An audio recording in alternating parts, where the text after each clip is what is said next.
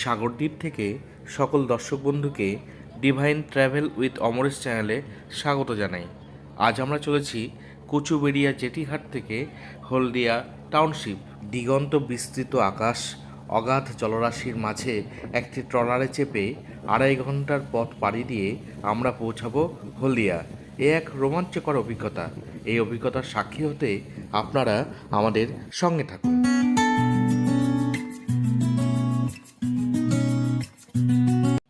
বন্ধুরা, আমরা চলেছি কচুবেড়িয়া 5 নম্বর জেটি ঘাটের দিকে। এখান থেকেই হলদিয়াগামী ট্রলার ছাড়ে। দর্শক বন্ধুদের জানিয়ে রাখি, এই জেটি ঘাটের অবস্থান সাগরদ্বীপের কচুবেড়িয়া বাসস্ট্যান্ড থেকে মাত্র 1 কিলোমিটার। এই পথ আপনারা অটো বা টোটো গাড়িতে পাড়ি দিতে পারেন। ভাড়া মাথাপিছু কম বেশি 20 টাকা। 5 নম্বর ফেরিঘাট থেকে হলদিয়াগামী লঞ্চ ছাড়ে রবিবার ছাড়া প্রতিদিন সকাল 8:45 আর হলদিয়া থেকে সাগরদ্বীপের উদ্দেশ্যে ছেড়ে আসে দুপুর 2:30। ভাড়া মাথাপিছু 100 টাকা। বন্ধুরা, আমরা লঞ্চে উঠে পড়েছি। আস্তে আস্তে লঞ্চে জনসমাগম হয়ে গেছে, প্রচুর মানুষের ভিড়। আপাততে 100 জনের চড়ার কথা থাকলেও 200, 250 থেকে 300 জন লোক এই ট্রলারে চেপে হলদিয়ার উদ্দেশ্যে যাত্রা করে। এই মুহূর্তে আমাদের ট্রলার তার যাত্রা শুরু করেছে। ট্রলারের যাত্রীরা প্রত্যেকেই একটা উত্তেজিত, উৎসাহিত।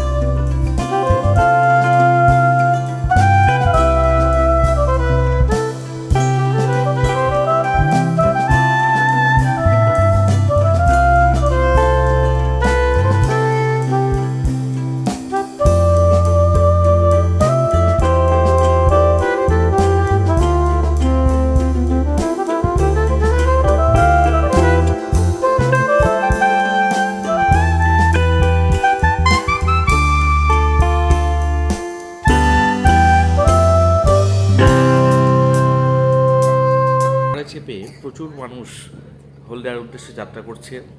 কেউ তীর্থযাত্রা সম্পন্ন করে বাড়ি ফিরছে, আবার কেউ আত্মীয় বাড়ি থেকে নিজের বাড়ির পথে ফিরছে। চলার পথে পরিচয় হয়ে গেল নন্দীগ্রামের এক ভদ্রলোকের সাথে। সাগরদ্বীপে তিনি মেয়েকে বিয়ে দিয়েছেন, তাকে দেখে তিনি বাড়ি ফিরছেন। নন্দীগ্রামের বাস স্ট্যান্ড থেকে আবার বাস ধরবেন? বাস স্ট্যান্ড থেকে আবার বাস ধরে যেতে পারি, টেকা ধরে যেতে পারি। আচ্ছা আচ্ছা, তাহলে আপনি রেগুলার যাতায়াত করেন না? না, আচ্ছা আচ্ছা আচ্ছা আচ্ছা আচ্ছা।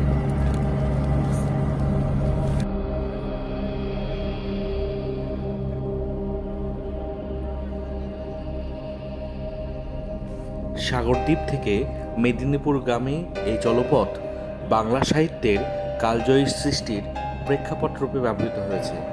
আমরা জানি রবীন্দ্রনাথ ঠাকুরের দেবতার গ্রাস কবিতার প্রেক্ষাপট এই জলপথ। গ্রামের মৈত্র মহাশয় সাগর সংগ্রামে যাবেন তীর্থস্নানের জন্য, আর তার পিছু নিয়েছে মোক্ষদা নামে এক বিধবা যুবতী।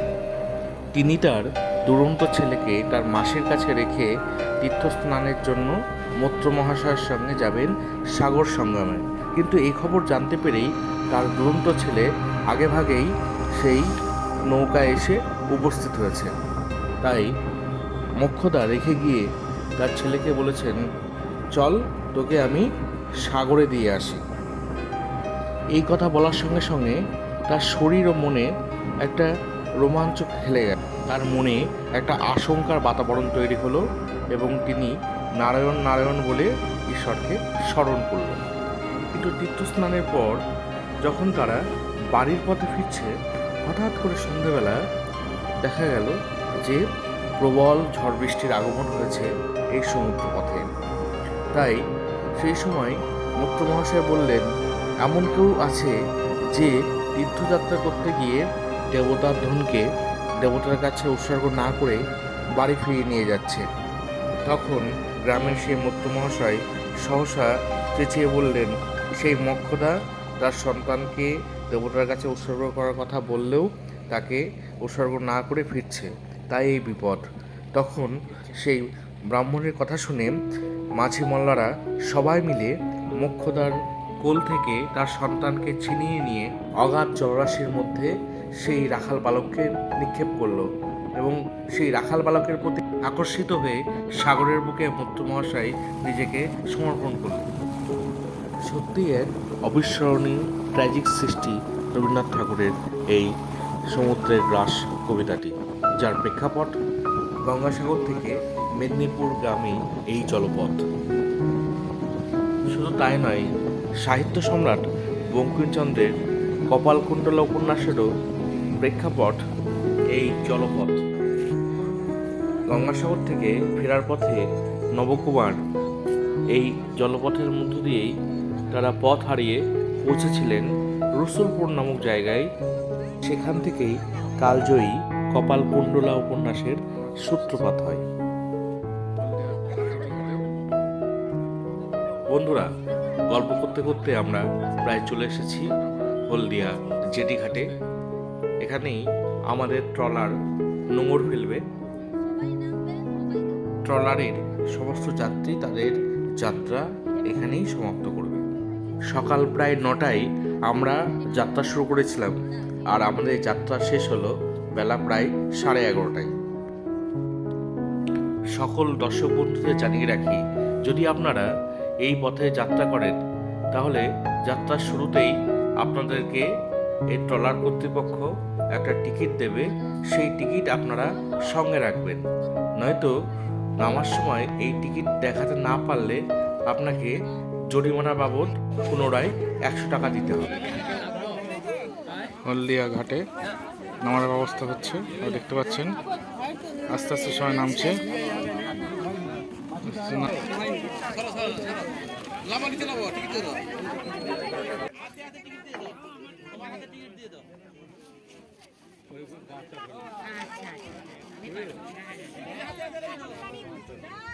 সুন্দর নামার ব্যবস্থা হচ্ছে, দেখতে পাচ্ছেন আপনারা।